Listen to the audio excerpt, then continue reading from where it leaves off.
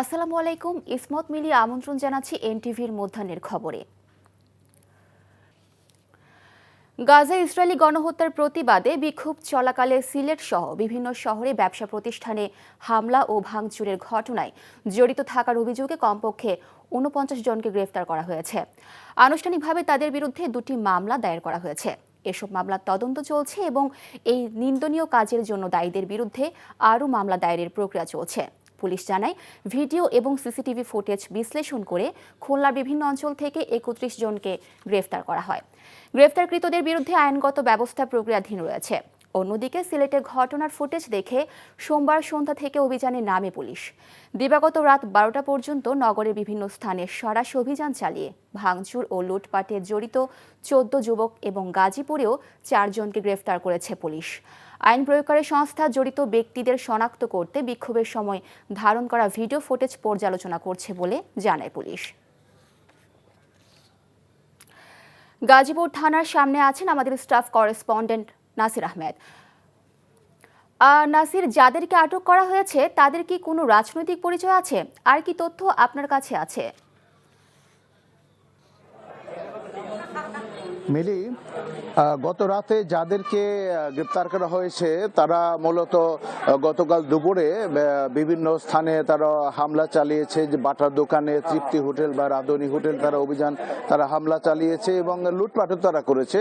এই প্রেক্ষিতে রাতেই সেনাবাহিনী এবং থানা পুলিশ যৌথভাবে অভিযান চালিয়ে ৪ জনকে তারা গ্রেপ্তার করেছে এবং যাদেরকে গ্রেপ্তার করেছে তাদের গাছা থানা থেকে এখন তাদেরকে গাজীপুর মেট্রোপলিটন আদালতে প্রেরণ করেছে এবং তারা রাস্তায় আছে, তাদেরকে আনতেছে। এখন এখানে গাজীপুর আদালত প্রাঙ্গণে এখানে তাদের স্বজনরা অপেক্ষা করছেন এই কখন তাদেরকে এখানে আনা হবে এবং তাদেরকে মূলত তাদের কোনো রাজনৈতিক পরিচয় এখনো পাওয়া যায়নি। তারা বিভিন্নভাবে তারা হামলা এবং লুটপাটে জড়িত ছিল বলে পুলিশ আমাদের জানিয়েছে। প্রাথমিকভাবে তাদেরকে আজকে মেট্রোপলিটন আদালতে তোলা হবে এবং এখান থেকে তাদেরকে জেল হাজতে পাঠানো হবে। পরবর্তী আদেশ না দেওয়া পর্যন্ত তারা জেল হাজতে থাকবে।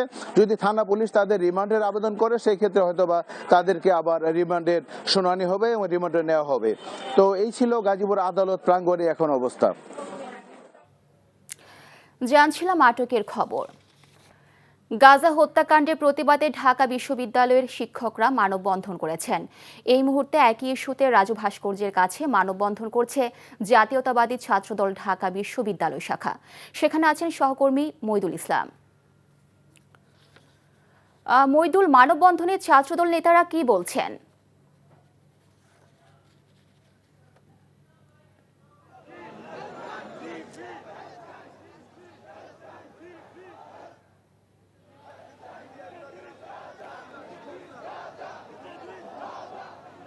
হ্যাঁ মিলি, আপনি শুনতে পাচ্ছেন যে ঢাকা বিশ্ববিদ্যালয়ের রাজু ভাস্কর্যের পাদদেশে এখানে যে জাতীয়তাবাদী ছাত্রদলের আয়োজনের যে বিক্ষোভ মিছিল সমাবেশ অনুষ্ঠিত হচ্ছে, এখানে এক ধরনের স্লোগানে প্রকম্পিত হয়ে উঠছে যে ফ্রি ফ্রি প্যালেস্টাইন, এ ধরনের স্লোগানে এবং মুখরিত উত্তাল হয়ে আছে এবং সবারই দাবি যে এখানে যে আপনি শুনতে পাচ্ছেন যে স্লোগানের প্রকম্পিত হয়ে উঠছে এবং সবাই বলছে যে প্যালেস্টাইনকে মুক্ত করো এবং ইসরায়েলের নিপাত যাক, সেরকম স্লোগান দিচ্ছে এবং এখান থেকে কিছুক্ষণ এখনও সমাবেশ শুরু হয়নি। তবে সেই 11:30 থেকেই ঢাকা বিশ্ববিদ্যালয়ের বিভিন্ন হল থেকে, আবাসিক হল থেকে শিক্ষার্থীরা আসছে, এখনও আসছে এবং অন্যান্য যে বিভিন্ন শিক্ষা প্রতিষ্ঠান থেকেও ছাত্রদল নেতাকর্মীরা এখানে আসছে সমাবেশে অংশ নিতে এবং কিছুক্ষণ পরে এই রাজু ভাস্কর্যের পাদদেশে এই সমাবেশ শুরু হবে এবং এখানে প্রধান অতিথি হিসেবে বক্তব্য রাখবেন বিএনপির স্থায়ী কমিটির সদস্য সালাউদ্দিন আহমেদ এবং এখন পর্যন্ত আনুষ্ঠানিকভাবে সমাবেশ শুরু না হলেও আপনি দেখতে পাচ্ছেন যে স্লোগান দিচ্ছে ছাত্রদল নেতাকর্মীরা এবং সবারই দাবি যে ইসরায়েল যে গণহত্যা চালাচ্ছে গাজা এবং রাফায় সহ পুরো প্যালেস্টাইন জুড়ে, সেই গণহত্যা অবিলম্বে বন্ধ করতে হবে এবং স্বাধীন প্যালেস্টাইন রাষ্ট্র গঠন করতে হবে। এবং এই দাবিতে কিছুক্ষণ আগে ঢাকা বিশ্ববিদ্যালয়ের অপরাজয় বাংলা পাদদেশের শিক্ষকদের একটি অংশ তারাও একটি মানববন্ধন কর্মসূচি পালন করেছে এবং বলা যায় যে স্বাধীন প্যালেস্টাইনের দাবিতে পুরো ঢাকা বিশ্ববিদ্যালয় সহ অনেক শিক্ষা প্রতিষ্ঠানেই বিভিন্ন কর্মসূচি পালিত হচ্ছে এই মুহূর্তে এবং ছাত্রদলের এই কর্মসূচিটি এখন পর্যন্ত শুরু হয়নি এবং কিছুক্ষণের মধ্যেই আনুষ্ঠানিকভাবে এই সমাবেশটি শুরু হবে। মিলি। ঢাকা বিশ্ববিদ্যালয় থেকে জানাচ্ছিলেন সহকর্মী মইদুল ইসলাম। মৌলভীবাজারের চা বাগানগুলোতে প্রায় 5 মাস ধরে অনাবৃষ্টিজনিত খরা ও প্রচণ্ড তাপপ্রবাহ চলছে। এতে অনেক নতুন চারা গাছ মারা যাচ্ছে। চা গাছে আসছে না নতুন করে। কয়েকদিনের মধ্যে প্রয়োজনীয় বৃষ্টি না হলে চা শিল্পে ক্ষতির আশঙ্কা করছেন বাগান সংশ্লিষ্টরা। মৌলভীবাজার থেকে SM উমেদ আলীর পাঠানো রিপোর্ট। প্রয়োজনীয় বৃষ্টিপাত ও সহনীয় তাপমাত্রা চা উৎপাদনের মূল শর্ত। দেশের চায়ের রাজধানী হিসেবে খ্যাত মৌলভীবাজারে বৃষ্টি না হওয়ায় চলতি বছরে চা উৎপাদন ব্যাহত হচ্ছে। প্রতি বছর মার্চের প্রথম সপ্তাহে শুরু হয় চা পাতা বাছাইয়ের কাজ, কিন্তু এবছর উল্টো চিত্র। মাটির উপরিভাগ শুকিয়ে যাওয়ায় চা গাছ পানি ধারণ করতে না পারায় পরিণত গাছে কুঁড়ি আসছে না। অনেক গাছের পাতা ঝলসে যাচ্ছে। বিভিন্ন বাগানে চা গাছে প্রয়োজনীয় কুঁড়ি না আসায় শ্রমিকরাও পড়েছেন বিপাকে। বাগানের অবস্থা খুব খারাপে, তাছাড়া পাতা হয় না, পাতা জ্বলি যায়। চারা যদি না বাঁচে আমরা পাতি পাবো কইতে না, আমাদের তো সম্পত্তি হলে এইটি। চা সংশ্লিষ্টরা বলছেন, উৎপাদন মৌসুমের শুরুতে পরিবেশ পরিস্থিতি অনুকূলে না থাকলে এই শিল্প অনেকটা ঝুঁকির মুখে পড়ে যেতে পারে। গত 5 মাস যাবৎ কোনো বৃষ্টি পাচ্ছি না। চা গাছ অলরেডি মরা শুরু হয়েছে। যদি ইমিডিয়েট রক্ষা না পাই তাহলে হয়তো আমরা অনেক চারা মরা যাবে। অনেক চা গাছ মারা গেছে, চা লাল হয়ে গেছে, চারাগুলা শুকাই গেছে, ইরিগেশনের ব্যবস্থা নাই এবং বিভিন্ন কারণে মানুষের সবকিছু জিনিসের দাম বাড়ার কারণে এখন এখানেও চা প্রোডাকশন খুব ভালো হবে বলে আমার মনে হয় না। বাংলাদেশ চা বোর্ডের দেওয়া তথ্য মতে এবছর 103 মিলিয়ন কেজি চা উৎপাদনের লক্ষ্যমাত্রা নির্ধারণ করা হয়েছে। তবে লক্ষ্যমাত্রার চেয়ে গত বছর 15 মিলিয়ন কেজি চা কম উৎপাদন হয়েছে।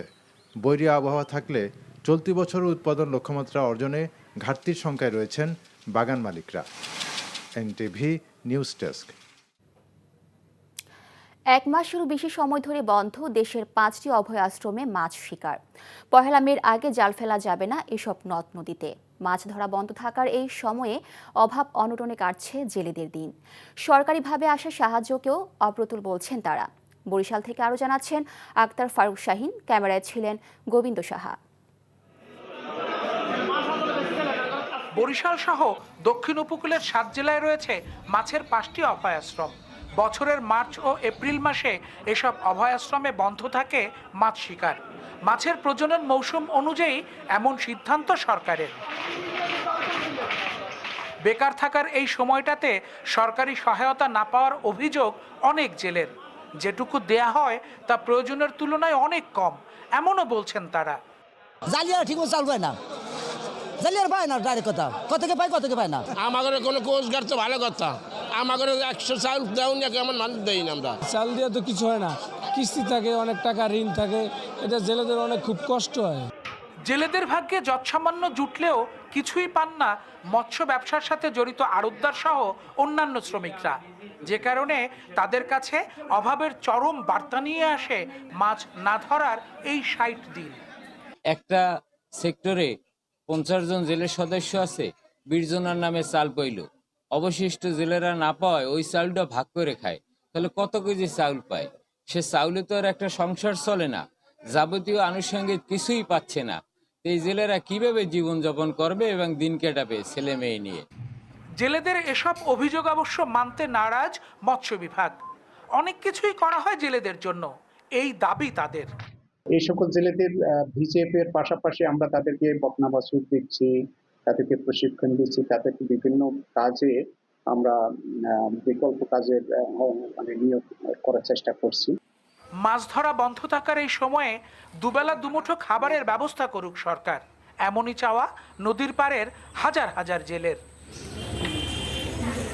Akter Faruk Shahin, NTV news, Barishal. জাটকা ধরা বন্ধ হলে ইলিশ উঠবে জাল ভরে। প্রতিপাদ্যে বাড়তি ইলিশ উৎপাদনের লক্ষ্যে আজ থেকে 14 এপ্রিল পর্যন্ত জাটকা সংরক্ষণ সপ্তাহ শুরু হয়েছে। দুপুরে চাঁদপুরের হ্যামচর উপজেলার নীলকমল চরে জাটকা সংরক্ষণ সপ্তাহের উদ্বোধন উপলক্ষে আলোচনা সভা ও নৌ র্যালি বের হয়। র্যালিতে স্থানীয় প্রশাসন, মৎস্যজীবী ও ব্যবসায়ীরা অংশগ্রহণ করেন। আলোচনা সভা ও নৌ র্যালিতে প্রধান অতিথি হিসেবে উপস্থিত ছিলেন জেলা প্রশাসক মোহাম্মদ মহসিন উদ্দিন। এ সময় উপস্থিত ছিলেন পুলিশ সুপার মোহাম্মদ আব্দুর রকিব, চাঁদপুর অঞ্চলের নৌ পুলিশ সুপার সৈয়দ মুশফিকুর রহমান। সভায় সব ধরনের জাটকা সংগ্রহ ও বিক্রিতে নিষেধাজ্ঞা দেওয়া হয়েছে।